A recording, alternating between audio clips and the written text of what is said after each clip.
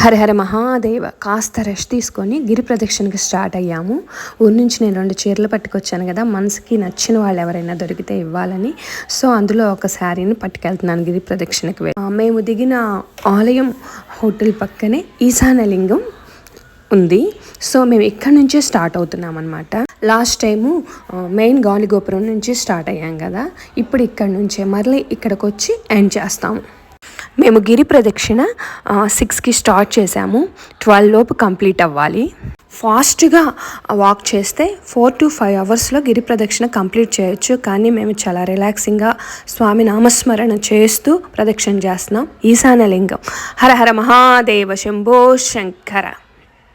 ఈశాన్యలింగం నుంచి బయటికి వచ్చి ఆ గిరికొండను చూస్తూ అరుణాచల శివ అంటూ మా పైన సాగింది. ఆ తండ్రి కటాక్షం ఎప్పుడూ నాకు మెండుగా ఉంటుంది కదా.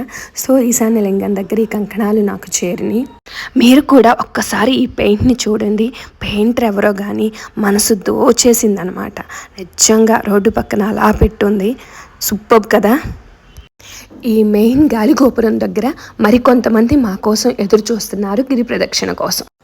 మనసులో ఒక కోరికని బలంగా అనుకొని ఇక్కడ కొబ్బరికాయ కొట్టుకుంటే సాక్షాత్తు శివే తండ్రికే వినపడుతుందని భక్తుల నమ్మకం. నిజానికి అరుణాచలం వచ్చి స్వామిని ఏమీ అడగకపోతే అది భక్తుల తప్పే. పూలు చూడండి ఎంత ఫ్రెష్గా ఉన్నాయో. ఇక ఫస్ట్ మా నడక ఇలా గులకరాళ్ళ మీద సాగింది. హరహర మహాదేవ అంటూ మా పయనం కొనసాగించాము. మధ్యలో వస్తున్నటువంటి ఒక్కొక్క లింగాన్ని దర్శించుకుంటూ అరుణాచల శివ అని తలుచుకుంటూ పయనం సాగింది. అన్నింటికన్నా బాధాకరమైన విషయం ఏంటంటే ఈ పరమ పవిత్రమైన అరుణగిరి వలయంలో ఈ నాన్ వెజ్ స్టాల్స్కి ఎవరు పర్మిషన్ ఇచ్చారు, ఎవరు క్వశ్చన్ చేయడం లేదు ఇక్కడ. ఓం నమః శివాయ.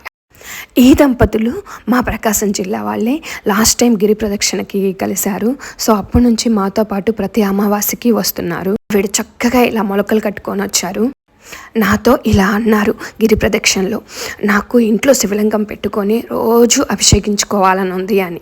ఇక అంతే, చక్కగా ఆవిడకి మంచి రాతి శివలింగం తీసిచ్చాను. ఇలా కొంతమందినైనా నా శివే తండ్రికి దగ్గర చేయగలిగాను అంటే నిజంగా నా అదృష్టం కదా. మేము గిరి ప్రదక్షిణ చేస్తున్న టైంలో వెనక నుంచి లక్ష్మి అన్న పిలుపు వినిపించింది. వెనక్కి తిరిగి చూస్తే ఈ సన్యాసి సాక్షాత్తు శివే తండ్రి బ్లెస్సింగ్స్ ఇస్తున్నట్లుగా అనిపించింది. ఆ శివయ్య తండ్రి ఏ రూపంలో అయినా వస్తాడు తన బిడ్డల కోసం. ఓం నమః శివాయ. నేను చాగంటి వారి మాట విన్నాను రీసెంట్గా. సాక్సులతో నడిచిన షూస్తో నడిచినట్లేనంట. లాస్ట్ టైం సాక్సులతో నడిచాను కదా, ఇప్పుడు సాక్సులు తీసేసి చక్కగా ఉట్టి పాదాలతో నడిచాను. ఓం నమః శివాయ.